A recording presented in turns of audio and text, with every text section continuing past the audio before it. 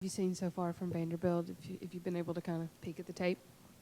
I haven't really watched it a lot yet, but from what I've seen so far, they still have a good tight end, a guy from last year, um, and their running back is really good. So, well, we prepare for that this week. What do you remember about the game from last year against them, just in terms of being a tough game? You guys got behind a little bit, but were able to fight back. I remember we didn't come out how we wanted to. I feel like we were still on a high after that LSU win. Um, so yeah, I feel like going into this week we had to prepare really good, and I remember that. Yeah, like I said, they had a good running back, and they were doing really good on offense. So we have to prepare for that. I know one of Dan Mullen's big things is kind of protect the swamp. You guys are unbeaten there this year. Does that come into the conversation this week when you're coming back home after a month? Yeah, I mean, that's our mindset. Period. We don't want to lose in the swamp.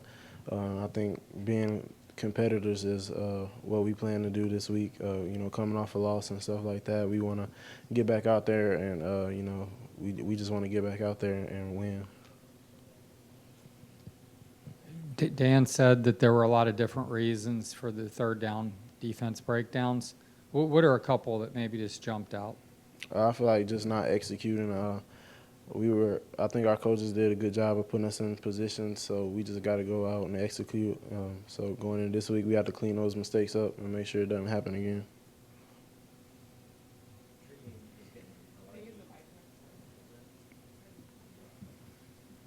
Trading gets a lot of heat, playing a new role this year. What goes into that star? How much, responsibility is there compared to an outside corner, and how is he kind of growing into the position as you get farther into the season?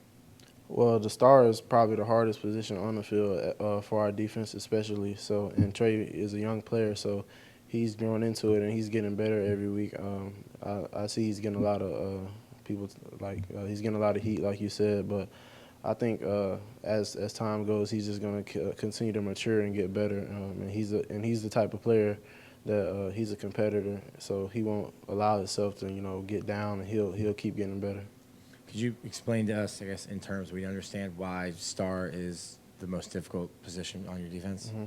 Well, first of all, the star sets our defense, so people have to line up based on Trey and stuff like that. And he has a lot of run responsibility as well as covering and stuff like that. A lot of stuff to remember. He has to blitz. He has to cover. He has to fill in the runs. He has to do all type of stuff like that. So it's a hard position. A lot of stuff to remember. So and he's a young player, still learning. So he'll get better at it. When you see him getting heat like that, do you sort of just not talk about it, put it out of sight, out of mind, or do you encourage him, kind of try to talk to him about it? I mean, we just encourage him. We shouldn't be paying attention to stuff like that anyway. We should just be focused on getting better. So different people get heat all the time. So we should tune all of that out and just focus on our coaching, listen to our coaches, and get better. You guys were on a roll with getting turnovers for a while, and now it's kind of dried up again. What's kind of the key to getting that going again? Like I said, I think we just need to execute better and make more plays. And that comes with our preparation and practice. So that's what we need to do this week. How big a difference is that making in the defense? I mean, the sacks and turnovers.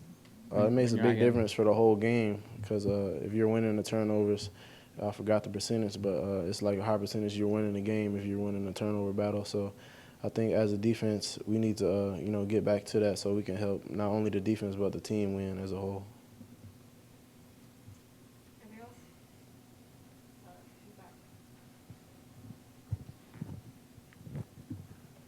How long does it take you to get over a game? I mean, do you dwell on it all night and throughout the next day? I know that Dan preaches that when you come in Monday, you have that behind you, but how long do you dwell on a game like the loss Saturday?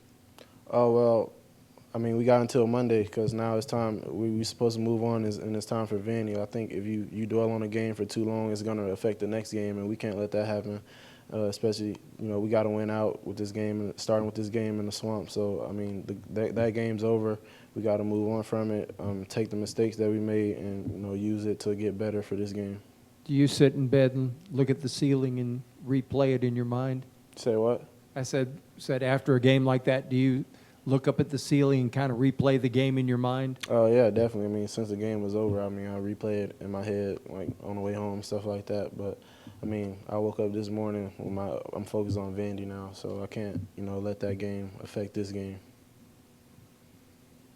I know you just have to focus on yourself and Vandy and winning, but do you keep an eye on Georgia and know how many losses it would take for them?